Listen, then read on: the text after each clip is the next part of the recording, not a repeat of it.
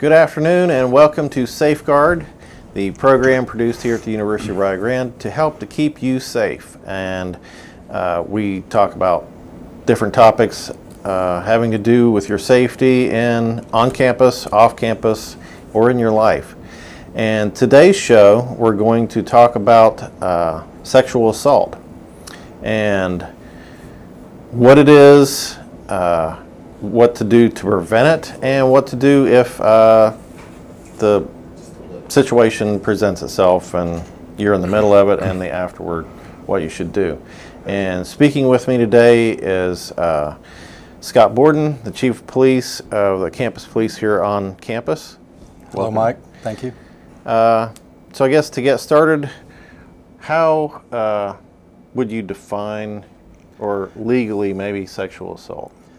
It would be any unwanted sexual advances towards anybody, male, female, we've all heard the adage, no means no, and anything that progresses past a no is, by definition, sexual assault. Okay. Is it only physical?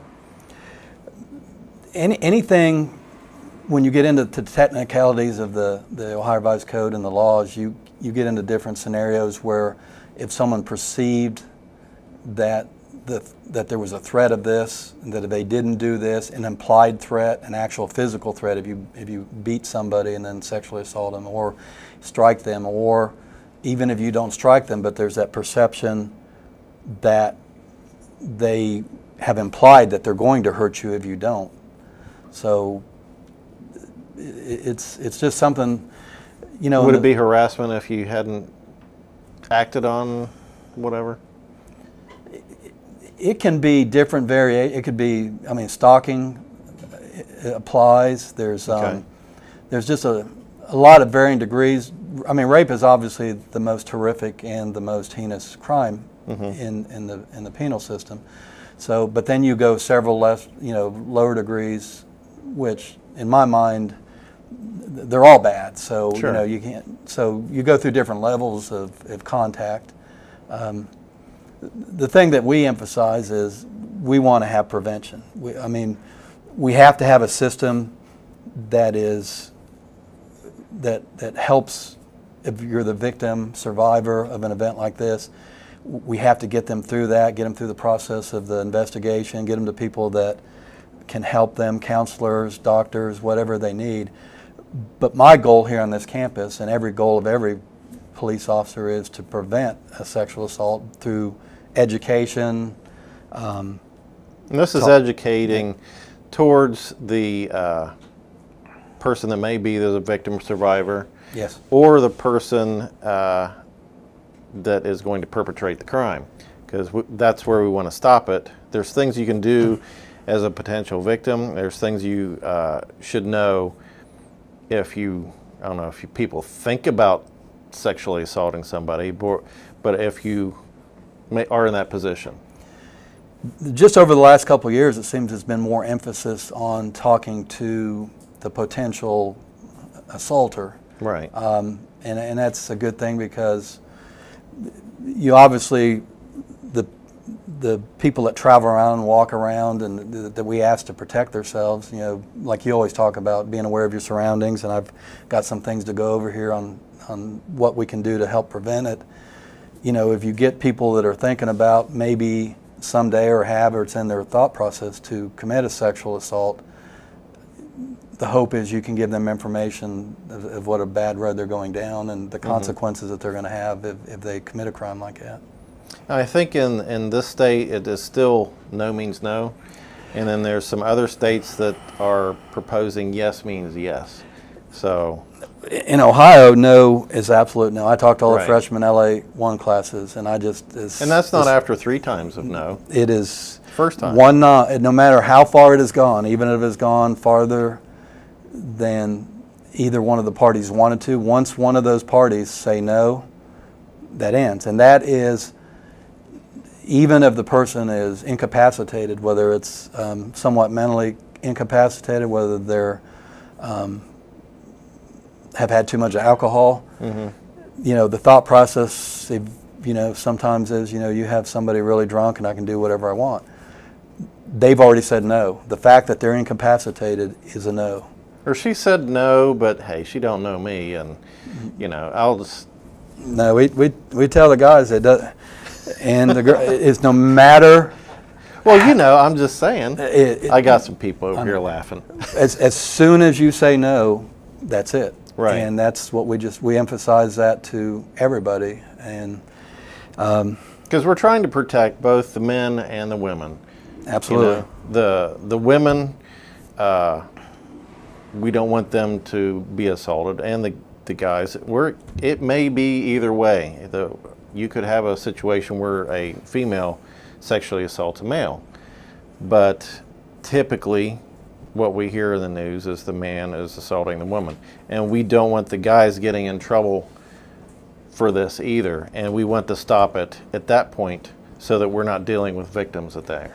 Yeah, one of the things I talk to the freshman classes about is you've always heard that friends don't let friends drive drunk, and what I've tried to encourage is if you're in a group, girls, several girls going to a party someplace, have a designated sober person who's going to watch out for the other girls. If they're starting to get themselves in a place where they're going to go off to a room with somebody because they're so intoxicated and they're not really able to defend themselves, that they get them out of that situation. And we tell the guys the same thing. If there's 4 or 5 guys together, you have to have somebody that's not drinking, somebody who's going to watch out for the other guys, that if they get somebody that's too alcohol impaired or not able to defend themselves, that they understand, that they go to them and say, you're about ready to get yourself in a really bad spot. Mm-hmm. And it may seem like it's a good idea today, but tomorrow it's not going to be a good idea. And I tell them it's going to take some courage, because you're going to get mind your own business. Mm-hmm. You know, this is none of your business. And if you are truly a friend, you will keep that person out of trouble and get them out of there, and everybody goes on their way without anything bad happening. No, thank you the day after. Yes, they should. They should. So what's the policy around here at this college? I could, if you like, I could actually quote it. Okay. The University of Rio Grande is concerned with the safety of our students both on and off campus. To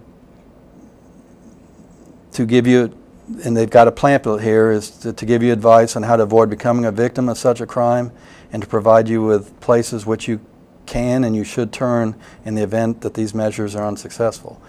And we've actually got a very good pamphlet that you can get at the campus police. I actually emailed this to all the faculty, staff, and students about a week ago, that has tips on how to watch out, be like your quote from you is to be aware of your surroundings, and also, should something bad happen to you, the steps that you should take to help the investigation and help yourself, you know, get to help right away. So, I would imagine one of these things, number one, would be stay as sober as possible. Don't get falling down stinking drunk. There are statistics all over the place. You can see 78%, 74, 50% that all sexual assaults on a college campus involve alcohol. The one I've seen the most is around 74% that all college campus sexual assaults, either one or both of the persons have been drinking. You know, and it goes the other way. You could have a perfectly sober young lady, and you have, you know, a male who's had too much to drink, and they get a false bravado, and they, you know, they're not thinking clearly, obviously. Right. Because the same thing. You don't make the best decisions when you're drunk. No, it's just like a DUI. You get behind the wheel. You know you shouldn't, but you think you can get home, and you don't make good decisions on, you know, stopping at stop signs, running red lights, the speed that you go. And if you've had too much alcohol, you're not aware of the fact that you're about ready to do a horrible thing to a human being. Plus, you're going to probably go to jail for it for a long time. So, and just like you know, keeping your things safe. Some people don't like to put say like the female in the position of doing things to prevent. But just like you're trying to keep your possessions safe, you know, you don't leave your laptop in your car and the car is unlocked and the laptop's hanging out. there's things you can do as far as keeping yourself safe and not putting yourself in a bad position. One of the things we talk about on campus, I talked to some of the athletic teams. I got to talk to the girls softball team here not that long ago, and when I talk to groups, is one of the things is don't be alone if you can. If you're walking from the line center to your dorm, and don't do that by yourself. Try to walk, because a great deal of time the people if we're not in a situation where there's a party and we're talking about people getting too intoxicated and stuff, it's just you're walking someplace, you're by yourself. A guy who's probably going to be a coward is going to jump out of the bushes or follow you or something like that. The way that you want to try to help prevent that is travel in groups. If you're in 2 or 3, 4 people, they're probably going to be a coward and not go forward with what they were going to do. That's just enough to scare them off. They tell you make sure that your cell phone is always charged. You have discussed in the past where you see kids walking across the campus and they're talking on their cell phone and they're not paying attention. They're texting. Everybody's walking along like this. They're texting, and you're not able to see if there's some weird guy that's sort of following you around and stuff. You want to be aware of your circumstances. And now the one time you would use your cell phone is if you are caught out by yourself. You're paying attention, and here's somebody you just noticed has started following you, and you're starting to feel a little creeped out. Is one, you hope that you could call 911 or call us and get us on the way. But what you might want to do is just put that cell phone to your ear and make him aware of the fact that you are on the cell phone, because they want darkness, they want you alone, and they don't want you to be able to get help. So if you get trapped someplace that you're by yourself, a lot of times maybe if you put the cell phone up to your ear and you start talking to somebody, they don't want you to say there's a guy with a black jumpsuit on with a red ball cap and this is what he looks like and he's after me, because they don't want a description. So the cell phone can help you not only call 911, but or the campus police if you're on campus, and also it will maybe trick the guy into, wait a minute, I don't know if I want to try this because she's talking to somebody and there's a witness on the other yeah, there's a end. witness at the other end, and they're going to say call 911 or call the police. So would you want to say, like, put your phone on record, act like you're talking to somebody? That's a good thing. Even if you're not talking to somebody, if you pretend you're talking to somebody. Right. But if something happens and the guy comes up and talks to you, then you've got evidence. You've got evidence. So that's what we try to talk to the girls. We also have a system on campus with the campus police that we talk to LA 101 is if anybody feels uncomfortable, they come out of their class or practice, it's evening, they've been having troubles with people, there's just some weird guy in the parking lot. If you call the campus police, myself or any of the officers will either walk over, drive over, golf cart, police car, and they will escort you to your dorm, your car, your practice facility, anything. So we offer that service, and that's something that if they call 28 days in a row, we'll come 28 days in a row. Our guys will not say, you're wasting our time. That's what we're supposed to be here for, and that does not get taken advantage enough, and I think it's because of our generation is I don't want to call the police and tell them I'm afraid to walk from the line center to Davis Hall because they'll think I'm a coward, or they think, they'll think badly. I'm just being whiny. I'm just being whiny. That is absolutely not the truth. We will come and get you, and we will get you where you need to go. Because the worst feeling in the world is if you do see some weird guy following you, or is why didn't I call? And it will be too late. So take advantage of that. And we encourage, when we do the LA 101, we have them put our cell phone number in. Generally the reason we want you to talk to people, it's great if you can call, but if the guy gets up on you quick, and you have to start searching for that number, and you may not be able to get a hold of us right away. So even if you just call a friend, you can't get a hold of the campus police, and someone's following you, get on the phone, call them, get on the phone with them, tell them what's happening, have them call the campus police, have them call 911. So. Now you're speaking a lot about sexual assault, more of if somebody attacks you outside. And I guess my initial thoughts was, the sexual assault is more of something that might happen, you know, in the dorm room or in my apartment, just one-on-one, where things get carried away farther than what we would like. Yes, and there's some very, very good tips on that. If you're at a party, now we obviously don't, you know, highly discourage drinking. I mean, because not only the DUI, not only the alcohol intoxication, and this happening if someone, either the person who's going to be the attacker gets too intoxicated, or the person that's going to be the victim or the survivor gets too intoxicated. So we do everything in the world to keep the alcohol away. But you know, if there is a party you go to and it's off campus at some place, the things they tell you is if you're at a bar or you're at a party, is to keep your drink with you all the time, because everybody has heard about, you know, the date rape drugs, the roofies and things like that. Like I said, I can't encourage. Have we had any of that happen here? We have not. Okay. And luckily and hopefully that we never do. But while as strongly as I can, and the best, highest degree that I can, discourage you from drinking, if you do that, make sure you keep your drink with you. If you're at a party, don't just accept, because you watch those TV movies and about college parties and stuff, and hey, I brought you a drink. Yeah, I brought you a drink. You don't know what's in that drink, who it came from, where it come from. Don't take that just because everybody else is doing it. Even if your friends take a drink from somebody, don't do it unless you know where it came from. If you know, so that could go for smoking things or pills or anything else. Absolutely, everything. You have to know where this stuff came from. Trust who it came from. And the only person you can trust probably is yourself. Yourself, absolutely. Maybe mom. And maybe mom. One of the things we tell you to do is the situation you're talking about, you end up back in a dorm. You know, you meet. Yeah, we've been at the dance. We met. We're talking. You go back to my room. You go back to the room.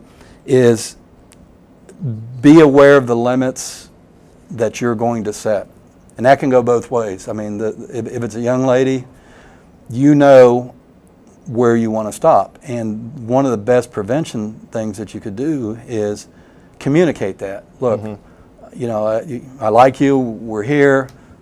You know, I'm willing to do this, but I'm not willing to go any farther than that, and do not go any farther than that. Right. The guy has to have. Yeah, that's what you would come into the threshold of the door and say, look, this is not a one-night stand, and this is as far as I'm, you know. That's communicated. You're just here. And then you don't have where maybe someone who has bad intentions will use as an excuse that you led, you know, that they were led on or something. If you clearly communicate that up front, they know the rules of the game. And it can be for the guy too. The guy can go up into a room and say, in his mind, look, how far are we going to go this night? I mean, you know, we're here, we're adults, are you willing to do this, or what are we going to do?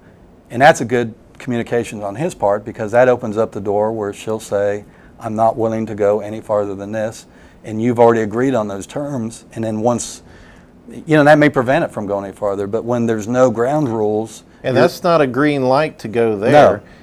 It's just, that's as far as they may start as doing something, and then she gets creeped out, or he gets creeped out. It's like, okay, that's, I'm done, and go back to your room. And that's a great point. Even if you agree on 8 steps you're going to do, and on step number 7 or step number 1, the party involved says, no, I've changed my mind, I need to stop this, I'm not ready for this, I don't want to do this, you have to stop. Right. It's common, the simple as it gets is no means no. And next worst case scenario is the assault happens. You know, it happens. What do you have to prove if you're the victim of a sexual assault? Well, you know, it may not be, you know, a rape or something like that. What do you have to prove? Well, in that terminology, the victim or the survivor doesn't have to prove anything. And I know what you mean. You know, what do they need to do to defend? But the people who will have to prove it would be the police, the law enforcement, and then the prosecutor to convict somebody. So the victim certainly wouldn't have to prove anything. They would give their factual statements as to what happened at the appropriate time, and it may not be right after they're traumatized, because that maybe is not the best time to interview somebody if they're just severely traumatized. You may do it an hour later, you may do it the next day or a week later.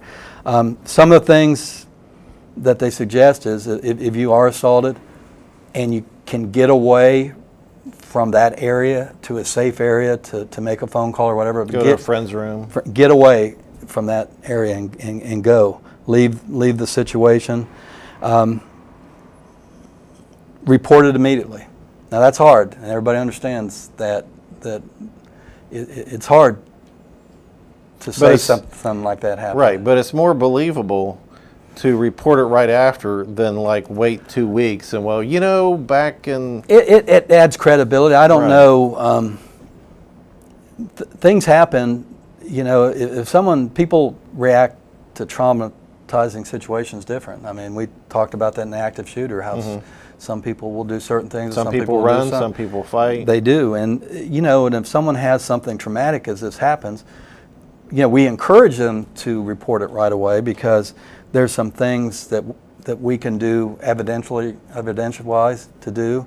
There's some things that we ask, you know, this victim survivor to do is, you know, by not showering, by keeping their clothes, not drinking or eating anything. There's some tests that they can run at the hospital and stuff that could, you talked about prove, that the state would then prove happened. So, or as you know, as far as evidence, but I mean, it could be a situation where someone has something happen and they're so traumatized that they don't want to approach the police. They don't want to go through this. They're envisioning this trial and this horrific, the media coverage, and they're just where a week or two later it would be just as bad an incident that if somebody reported it that night. Well, I'm sure that after a while you probably just get more angry. Well, you get angry. You talk to people. Maybe you talk to a counselor. You talk to some friends. You open up to your mom. You get maybe quiet. And your mom's asking you, you know, what's wrong with you? I know you. And then you say, this is what happened. So even though it might be a couple weeks later, doesn't lessen the severity or the possibility of convicting the bad person. Right. Now it hurts a little bit just as far as evidence. The evidence that you could get the night of the crime, but that doesn't mean that it's less likely that it happened in the majority of the cases. So I guess if you feel bad about it, put some of this stuff away. Don't wash it, or, you know. No, yeah, well, yes, you need to keep the clothing if at all possible. You don't want to wash anything that you were wearing, you know, especially so if something got ripped or yeah, especially if something gets ripped or something, you want to keep it. You don't want to shower, because there's obviously evidence that they would get, you know, would be able to get at the hospital. There's just, if you were struck and maybe you have a bruise, then one of the reasons, you know, if the guy used physical force, you would want us to be able to take pictures of those right away, cuts. You know, if you tried to defend yourself and you scratched and you got skin underneath your fingernails, that would show that you tried to prevent this and stuff. So there's just a lot of things that you could get at the scene. That does not mean if something happens and you didn't do all these things that you see in the pamphlets and you hear me talking about, and you think something happens to you, and, oh man, I took a shower and I didn't keep my clothes and I gave treatment. It doesn't mean you shouldn't. No, that means these are just things that can help your case it will help. And build credibility, not necessarily credibility, but, you know, just more evidence to strengthen your side. So it's not just a fact of he said, she said. No, and a lot of times people may wait a week or so because they start thinking about it and they start thinking, I don't want this to happen to anybody else. Now, even if the evidence is gone the first night, if you have somebody that is doing this to 2 or 3, you know, I mean, if they go on to another person and do the same thing, them coming forward them coming forward may be what puts that guy away or gets him stops the cycle. So, how many of these have you seen in the last few years? I mean, you've ran across a few, right? We've had We've had several that we've investigated over the 5 years I've been here. Is there something you've learned from that? Just to take away from other colleges, police chiefs I've talked to, campus security, what we've seen is typically sort of what you brought up is they're reported several days later. And that's why there is such an emphasis now to get this information out, because some of them would say, I didn't know what I was supposed to do. I was scared. I was traumatized. I never thought this would happen to me, so how would I know what to do? So typically the ones that we've had have not been reported immediately where we could gather the evidence and stuff. So that's why we try to get this information out. They've usually been the scenarios I've talked to you about that a couple of days later a friend notices that they're very depressed and down, or a relative, and a lot of times they will come forward. The actual victim survivor doesn't come forward. The friend or a relative will come forward and say, something happened to my daughter or something happened to my friend, and I think you need to check it out, and we do immediately. So you don't have to be afraid that you have support either way, male or female. If they come to campus police, they have a question beforehand.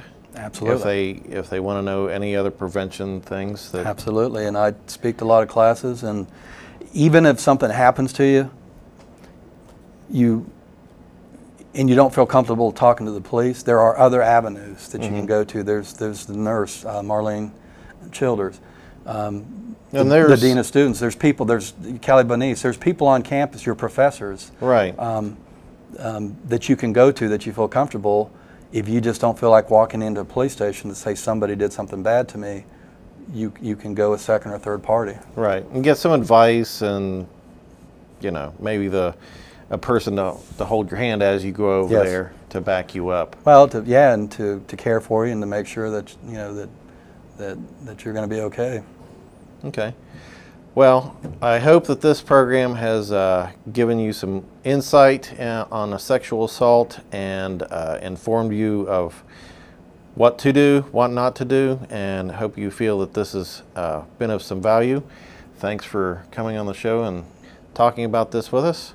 And thank you all for watching, and have a good year.